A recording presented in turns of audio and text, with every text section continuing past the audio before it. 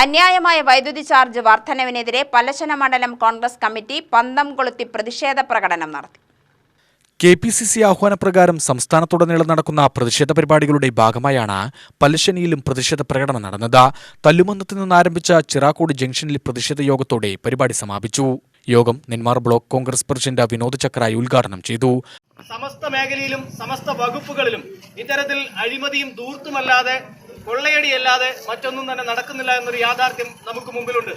Village ഓഫീസിലേക്ക് കടന്നു ചെന്ന് ഭൂമിയുടെ നികുതി അടയ്ക്കുന്നതിന് വേണ്ടി പോയാൽ അവിടെ ഭൂനികുതിയിൽ വർധനവുണ്ടായിരിക്കുന്നു.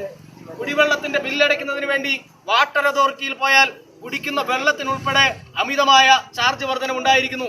ഇവിടെയൊക്കെ ജലജീവൻ മിഷനുമായി ബന്ധപ്പെട്ടുകൊണ്ട് പോത്തുണ്ടി കുടിവെള്ള പദ്ധതിയുടെ കണക്ഷൻ ഇവിടെയൊക്കെ എടുത്തിട്ടുണ്ടാവും, ഈ സമീപത്തൊക്കെ ഉണ്ടാവുമെന്നാണ് ഞാനും കരുതുന്നത്. അത്തരത്തിൽ പോത്തുണ്ടി കുടിവെള്ള പദ്ധതിയുടെ കണക്ഷൻ എടുത്ത ആളുകൾക്ക് വരുന്ന ബില്ല് എന്ന് പറയുന്നത് 1700 1400 രൂപയൊക്കെയാണ്. കുടിക്കുന്ന വെള്ളത്തിനുൾപ്പെടെ ചാർജ് വർദ്ധിപ്പിച്ചിട്ടുള്ള ഒരു ഭരണകൂടമായി പിണറായി വിജയന്റെ സർക്കാർ മാറിയിരിക്കുന്നു. മണ്ഡലം പ്രസിഡന്റ് PS രാമനാഥൻ അധ്യക്ഷത വഹിച്ചു.